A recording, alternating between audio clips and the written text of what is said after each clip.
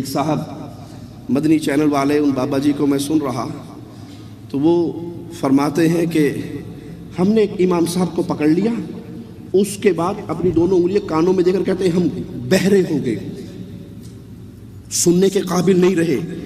اب ہمیں ہمارے امام صاحب کے خلاف کوئی جتنی مرضی دلیلیں لا کے رکھ دے، ہم نے ایک دروازہ پکڑا ہے اور اسی دروازے سے جنت میں جائیں گے، ہم کسی کی بات نہیں سنیں گے۔ ہم کہتے ہیں یہ شان صرف محمد کریم صلی اللہ علیہ وسلم کی ہے کہ ہم نے آنکھیں بند کر کے پیارے نبی کی سنت کو پکڑ لیا۔ اب کوئی حدیث رسول کے خلاف جتنا چاہے بولتا ہے بولتا رہے، ہم دامن مصطفیٰ کو چھوڑ نہیں سکتے، اور پیارے حبیب کے علاوہ یہ شان کسی اور کو دے نہیں سکتے۔ ہر بندے سے غلطی ہو سکتی ہے، ہر بندہ غلط فہمی کا شکار ہو سکتا ہے، ہر آدمی سے اس کے کلام پہ دلیل مانگی جا سکتی ہے۔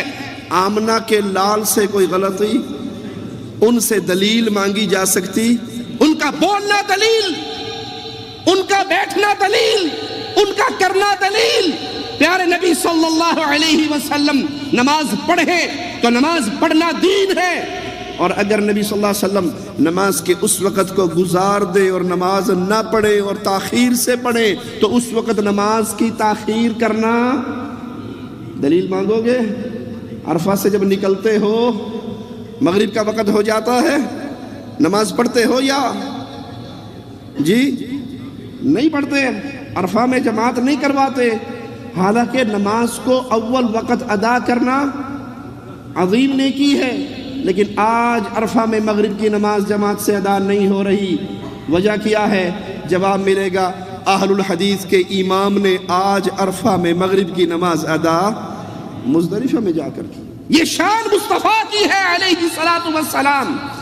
آپ جو کریں، آپ جو کہیں، آپ کا فعل، آپ کا عمل، آپ کا قول حجت ہے قیامت تک آنے والے مسلمانوں کے لیے۔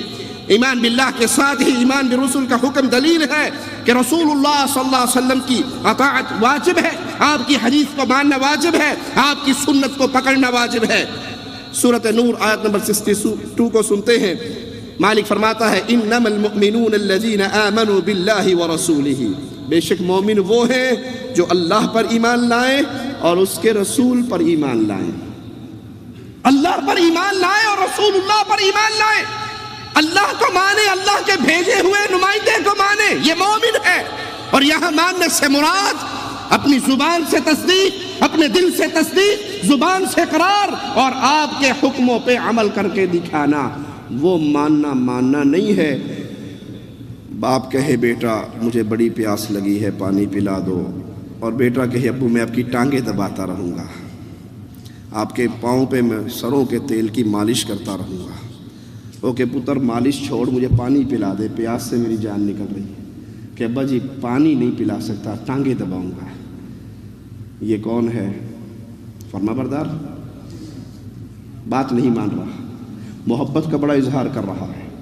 کوئی کہے جی صدقے جاؤں، واری جاؤں اللہ کے نبی صلی اللہ علیہ وسلم، پیارے نبی فرمائے اپنی حدیث میں قبروں کو پختہ نہ بنانا، کہنے جی یہ نہیں مان سکتا، ہم نے تو ماشاءاللہ قادری صاحب کے مرتے ہی 8 کروڑ اکٹھے کر لیے ہیں قبہ بنانے کے لیے، آپ پہ قربان ہو جائیں، میری بات مانو، بات نہیں مانیں گے، قربان ہونے کے لیے تیار ہیں، تو یہ قربانی قبول؟ ان سے کہو یہ قربانی تم سے پہلے کوئی اور بھی دیتا رہا۔ ابو طالب کو پیارے حبیب سے پیار تھا یا نہیں تھا؟ ایسا پیار کسی چچا نے کبھی اپنے بھتیجے سے نہ کیا ہوگا، کہ راتوں کو اٹھتا تھا، پیارے حبیب کو اٹھاتا تھا اور کہتا تھا کہ آپ میرے بیٹے کے بستر پہ لیٹ جاؤ، میرا بیٹا آپ کے بستر پہ لیٹ جائے۔ کیوں؟ نبی کا بستر ریشم کا ہے کہ بیٹا وہاں آرام سے سوئے گا؟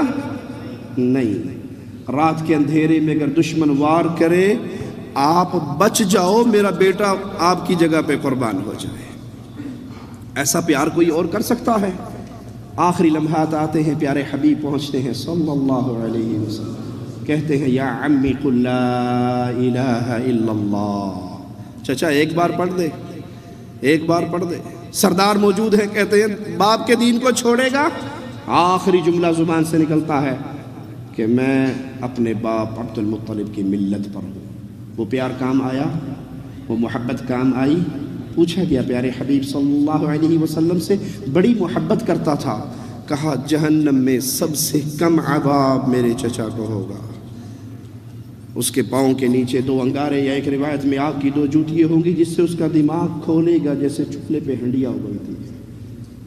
اگر بات نہیں مانی جاتی، اگر سنت کو لازم نہیں پکڑا جاتا، اگر حدیث رسول کو اپنا اوڑھنا بچھونا نہیں بنایا جاتا، اور آپ محبت کے بلند و بانگ دعوے کریں، یہ دعوے قیامت کے دن آپ کے میزان میں وزن نہیں ڈال سکتے۔ تو مومن وہ ہے جو اللہ پر ایمان لائے اور جو رسول پر ایمان لے کر آئے۔ امام شافعی رحمہ اللہ کا فرمان سنیے، فرماتے ہیں اللہ نے اپنے رسول کو بہت اعلیٰ مقام عطا کیا، انہیں اپنے دین کا نمبردار قرار دیا، ان کی اطاعت کو فرض اور ان کی نافرمانی کو حرام بتایا، ان کی فضیلت کے اظہار کے لیے اپنے ایمان کے ساتھ ان پر ایمان لانے کا تذکرہ کیا، آپ کی شان بیان کرنے کے لیے، آپ کا مقام بیان کرنے کے لیے جہاں اللہ نے اپنے ایمان کا تذکرہ کیا، اپنے ساتھ ہی محمد کریم صلی اللہ علیہ وسلم پر ایمان لانے کا تذکرہ کیا۔ پیارے حبیب علیہ السلام کی اطاعت، پیارے نبی صلی اللہ علیہ وسلم کی اطاعت وہ عظیم خزانہ ہے جو اس کو پا لیتا ہے، جو سنت رسول اللہ سے جڑ جاتا ہے، حقیقت میں وہ دنیا اور آخرت کی کامیابیوں کو پا لیتا ہے۔ مالک فرماتا ہے وَمَن يُطِعِ اللَّهَ وَرَسُولَهُ فَقَدْ فَازَ فَوْزًا عَظِيمًا، جو اطاعت کرے اللہ کی، جو اطاعت کرے رسول اللہ کی، تحقیق وہ بہت بڑی کامیابی کو پا گیا، کامیاب ہو گیا، دنیا کے اندر بھی کامیاب ہو گیا، اور آخرت کی کامیابی اس کے لیے ہے جس نے اس دنیا میں رہتے ہوئے اللہ کی اطاعت کی اور رسول اللہ صلی اللہ علیہ وسلم کی اطاعت کی۔ اور اگر وہ پیارے حبیب کی اطاعت نہیں کرتا تو ناکام ہو گیا اس دنیا میں، برباد ہو گئی اس کی یہ آخرت بھی۔ کیوں؟ قیامت کے دن جنت کا دروازہ کھلنا ہے تو پیارے نبی صلی اللہ علیہ وسلم پر ایمان لانے کی وجہ سے کھلنا ہے، آپ پر سچا ایمان ہوگا، زندگی آپ کے حکموں کے مطابق ہوگی تو جنت کا حقدار بنے گا، اور جس نے آپ پر ایمان نہ لایا سچے دل سے، آپ کی باتوں کو تسلیم نہ کیا، حقیقت میں اس نے پیارے نبی کو نہیں چھوڑا، رب کی جنت کو چھوڑ دیا۔